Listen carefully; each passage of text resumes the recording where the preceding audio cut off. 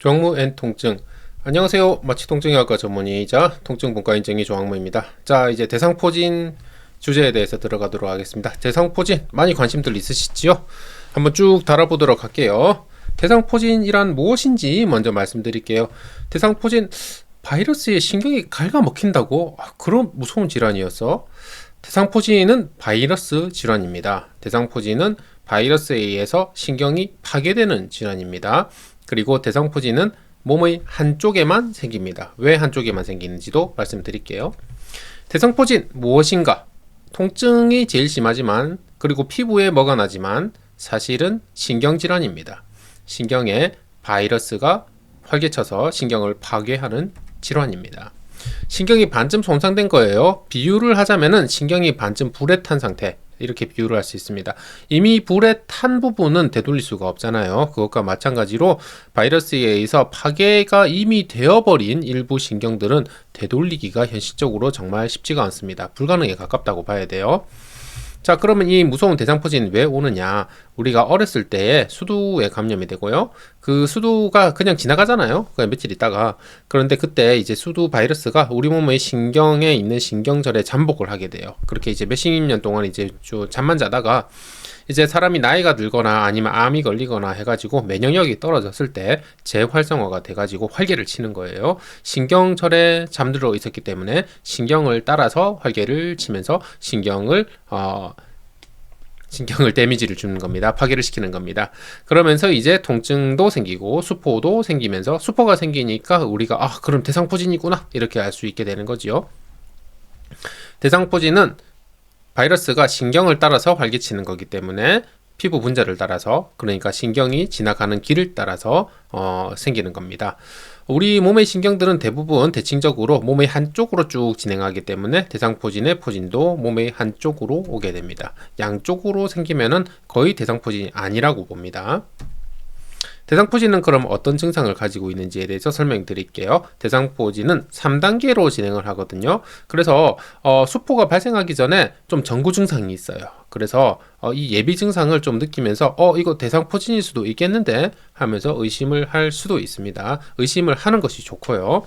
그러면서 이제 수포가 생기면서 이제 대상포진으로 진단을 받게 되고, 이게 초기에 치료가 잘 되면 좋은데, 사실 이제 나이가 많으시거나 아니면 좀 늦게 치료가 시작된 분들은 이 신경의 데미지가 더 심해지면서 이제 신경 자체가 고장나는 경우가 있을 수 있어요. 그것을 신경병증성 통증이라고 하는데요. 신경병증성 통증 양상이 나타나면은 평생 아파질 확률이 증가하게 됩니다. 자, 3단계 진행 하나씩 좀 설명드릴게요. 자, 먼저 전구 증상. 몸살 기운이 있으면서 으슬으슬하면서 시린 느낌. 그러니까 보통 이제 몸살이 있으면은 으슬으슬까지는 할 수 있는데 좀 시린 느낌은 잘 없잖아요.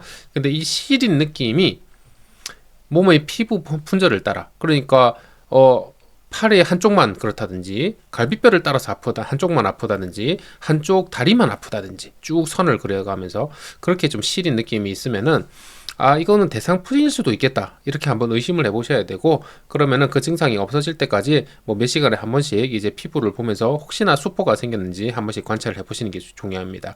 그 이유는 대상포진이 생긴 환자분들의 전체의 70에서 80%가 이렇게 전구 증상을 미리 느끼기 때문에 이게 경고 사인이지요.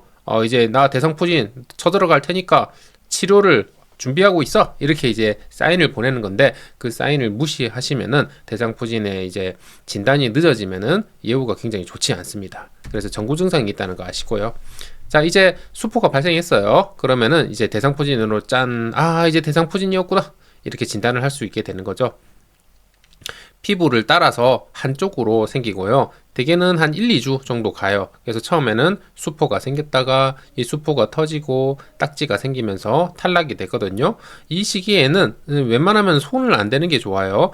터지면 터지는 대로 놔두고, 딱지가 생기면 생기는 대로 놔두고, 그리고 딱지 일부러 떼지 마시고 그냥 지 알아서 떨어질 때까지 놔두시면 됩니다. 그냥 가만히 두시면 됩니다. 피부병대는 피부과 선생님께서 연고를 바르시라고 추천을 하는 경우에는 그건 당연히 발라야 되지만요. 자, 그리고 이게 신경이 일부 파괴되는 질환이라고 했잖아요. 이 파괴된 신경이 자기 혼자서 고장이 나기 시작합니다.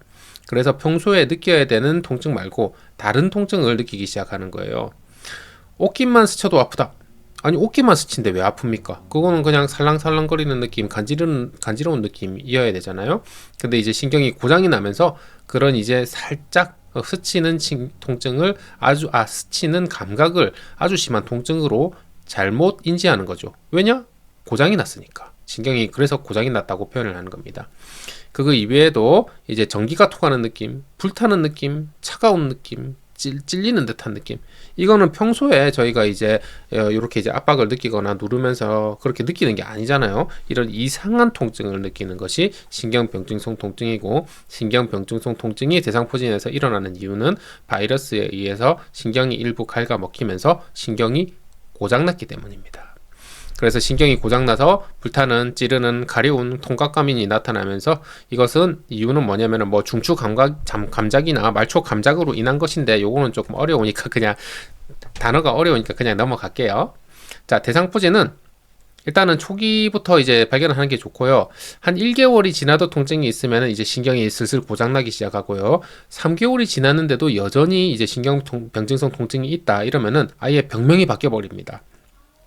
그러니까 3개월까지는 대상포진이다 이렇게 되는데, 3개월 이후부터는 이제 대상포진의 후유증입니다 이렇게 해서 병명이 대상포진 후 신경통으로 아예 바뀌어버립니다. 그리고 6개월이 지났는데도 아직까지도 신경병증성 통증이 남아있다 이러면은 이분은 평생 아프실 확률이 좀 높아진다, 이렇게 좀 이제 걱정스러운 단계로 진입을 한다, 이렇게 보셔야 됩니다. 결국에는 이렇게 평생 아플 수밖에 없거나 아니면 평생 아플 가능성이 진행이 되는 거는, 한 번 손상된 신경은 현실적으로 되돌리기 어렵고, 한 번에 손상된 신경은 자기 혼자서 고장이 나버리는 경우가 많기 때문입니다.